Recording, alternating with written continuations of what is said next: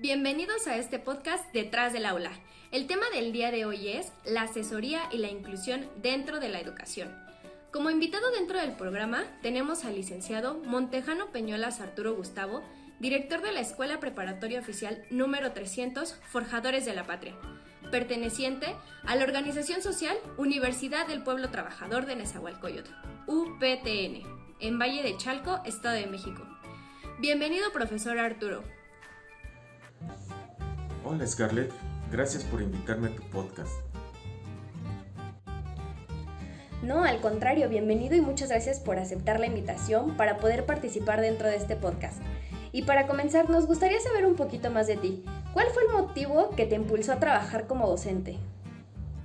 Claro que sí, Scarlett. Mira, yo entré a hacer mi servicio social en el 2006 en la Escuela Preparatoria Oficial número 121, que está en la avenida Bodo de Xochiaca, con avenida Sor Juana. Y el maestro Pedro Hernández Escobar, al término de mi servicio social, me invitó a trabajar junto con él, a abrir un módulo académico que estaba en Cuarta Avenida, casi Avenida Cuauhtémoc. Y ahí fue donde comencé. Entré como encargado de ese módulo. Me gustó mucho el ideal de la organización, todo lo que se hacía para los jóvenes, los adolescentes, y me gustó mucho, y desde ahí me quedé. Empecé a trabajar como encargado del módulo, luego di clases en 121, después me mandaron también a Cesteros, y de ahí me mandaron para acá Valle de Chalco, igual como encargado del módulo, ya cuando se oficializó la escuela como preparatoria oficial número 300, pues ya como directivo de la misma. Al comienzo, pues cuando llegué yo aquí, comencé como encargado y orientador, como secretario, como intendencia, en todo, porque pues no había presupuesto para pagarle a mucha gente. Entonces pues prácticamente era todólogo. Tenía un equipo de 7 maestros, teníamos un grupo nada más y fuimos creciendo paulatinamente hasta llegar al día de hoy con 11 grupos, cerca de 500 alumnos. Así fue como comencé, y comenzó mi gusto por esto de la docencia. Ok, me parece muy interesante todo este proceso que has tenido durante la instancia que has estado trabajando en esta institución. El cómo te has desarrollado, que empezaste de intendencia, que has trabajado también siendo maestro, siendo orientador y hasta ahorita todo el proceso que has llevado para poder lograr todo lo que nos has comentado.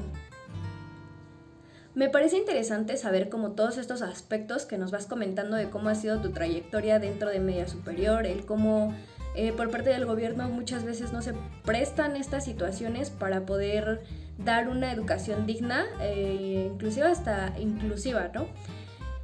Considerando todas estas partes dentro de tu labor y adentrándonos un poquito al tema de las asesorías, ¿qué consideras que es una asesoría? Bueno, nosotros manejamos lo que son las tutorías, que es algo similar a lo que tú me estás diciendo.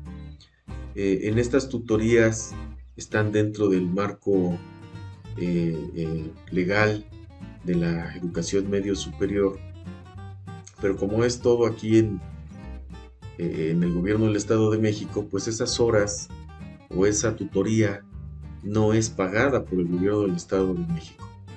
Sin embargo, mis compañeros, con ese arrojo, con esa disponibilidad, con ese entendimiento de que no es un bien para el gobierno del Estado, sino para nuestros propios alumnos, ellos disponen no nada más de una hora, sino de muchas horas de su tiempo que no se pagan para brindárselas a los adolescentes, a nuestros alumnos, a nuestras alumnas. Nosotros todos los jueves disponemos de una hora al mismo tiempo, todos los grupos, prácticamente con 2 maestros por grupo, para impartir estas tutorías. Estas tutorías son de suma importancia porque hemos visto muchas mejoras en cuanto a la situación académica, hemos reducido mucho los índices de reprobación.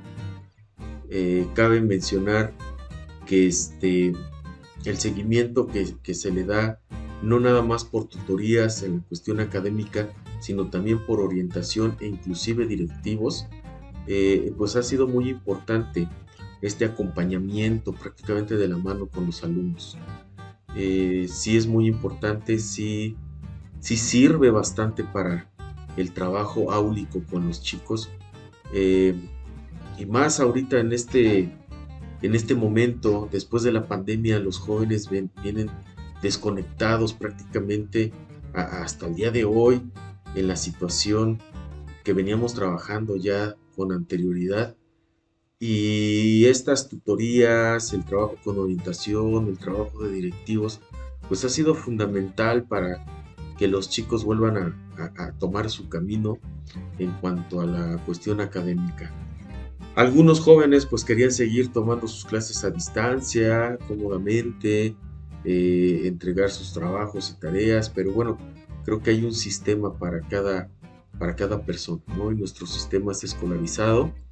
eh, este acompañamiento, vuelvo a repetir, que tú me mencionas, pues es fundamental y sí es muy importante para el desempeño académico de cada uno de los adolescentes. Nos comentabas un punto muy importante que fue la pandemia, ¿no? El cómo nos afectó, el cómo nos adaptamos, cómo vimos las diferentes soluciones posibles para poder trabajar este tipo de tutorías o asesorías, cómo impactó a los alumnos y sobre todo también a los docentes. ¿Cuál fue este cambio? ¿Qué vieron? ¿Qué adaptaron? ¿Cómo fue todo este proceso? Antes de la pandemia, durante y después de la pandemia. ¿Qué fue lo más significativo? ¿Qué fue lo que más impactó en ellos? ¿Y cuál fue la forma de trabajo? Porque si bien fue cambiando, fue adaptándose, fue eh, adaptándose a la forma en la que iban trabajando los maestros, que no fue la misma, que empezaron a cambiar muchísimas cosas, ¿no? Porque pasamos de una modalidad presencial a totalmente en línea, en un momento en el que no sabíamos si íbamos a regresar, no sabíamos qué iba a pasar en un futuro, entonces tuvimos que buscar mil y un maneras para poder trabajar con los alumnos, para poder ver qué soluciones íbamos a darles y de qué manera íbamos a estar en contacto con ellos, porque si bien fue un proceso muy complicado, nos llevó casi 2 años y ahorita estamos regresando de nuevo a la normalidad, que pues si bien no es lo mismo de la manera en la que trabajábamos anteriormente, pero vamos paso a paso trabajando y buscando nuevas estrategias, ¿no? Porque si bien ser docente es irte actualizando, porque va cambiando, todo esto va cambiando, los chips van cambiando, las cosas que conocemos puede que mañana sean diferentes. Entonces, Pues fue un proceso muy difícil, he de reconocerlo que nadie estaba preparado para esto, lo recuerdo muy bien, fue prácticamente para un puente. eh, Nos dicen que debido a la situación que estaba pasando con la pandemia, todo lo que ya sabíamos de lo que sucedía en China, pues nos dicen que nos íbamos a ir a nuestras casas esperando a que nos dieran aviso de cuándo regresar a clases. En ese momento, eh, pues nadie sabía qué era lo que iba a pasar y nos fuimos a este puente que duró prácticamente 2 años. Este, sí fue un impacto terrible, devastador, el empezar a escuchar cómo moría la gente, nuestros propios alumnos que no tenían trabajo, comida, porque pues estamos en una zona muy pobre. Valle de Chalco es una comunidad, es un municipio más bien de, de muy bajos recursos económicos y fue muy triste. Primero, el irnos enterando cómo nuestros alumnos eh, se iban a dar de baja porque pues no tenían los recursos económicos para comer y pues les costaba trabajo el sacar sus estudios porque no tenían celulares, porque en sus casas nada más tenían un celular, porque no tenían computadoras, porque no tenían internet. Fue duro, fue muy duro, fue una situación devastadora. Y pues comenzamos a elaborar estrategias, ¿no? Con tal de que los chicos pues no se dieran de baja. Antes de la pandemia, la estrategia que habíamos usado con esto de las tutorías fue no hacer lo que nos recomendaba el librito, ¿no? Si estás mal en matemáticas, te doy orientación de matemáticas. Si estás mal en inglés, te doy una asesoría de inglés, ¿no?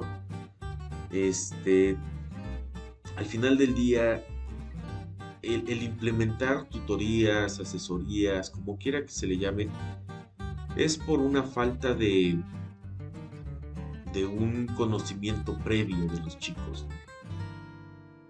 Nosotros podremos dar nuestra mejor clase para dejarles ese conocimiento significativo a los jóvenes, pero si el chico no trae esas bases pedagógicas, esas bases de enseñanza-aprendizaje bien fundamentadas, pues de nada va a servir las asesorías o las tutorías o todo lo que se tenga que implementar.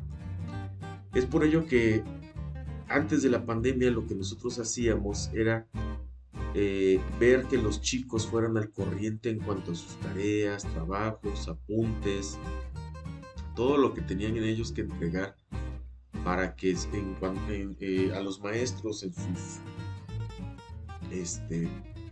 maneras de evaluación, ¿sí? En sus tablas de cotejo, pues tuvieran los chicos todo para poder acreditar las materias, ¿no? Las asignaturas. Así fue como lo empezamos a trabajar antes de la pandemia y empezamos a meter cuestiones de teatro, un evento cultural, muchos eventos culturales, ¿sí? Entre ellos uno que nosotros le llamamos el Mictlán, que se hace en noviembre, son la representación del Mictlán, que son los 9 niveles del mismo, y aunado a esto de la mano a obras de teatro que se presentan cada año. En enero se presentan las obras de teatro y en noviembre se presenta lo que es el Mictlán. Entonces manteníamos a los chicos ocupados con estas circunstancias culturales y educativas que te vuelvo a repetir, eran las tutorías, y nos funcionó bastante bien. Se redujo a prácticamente 0% de embarazos.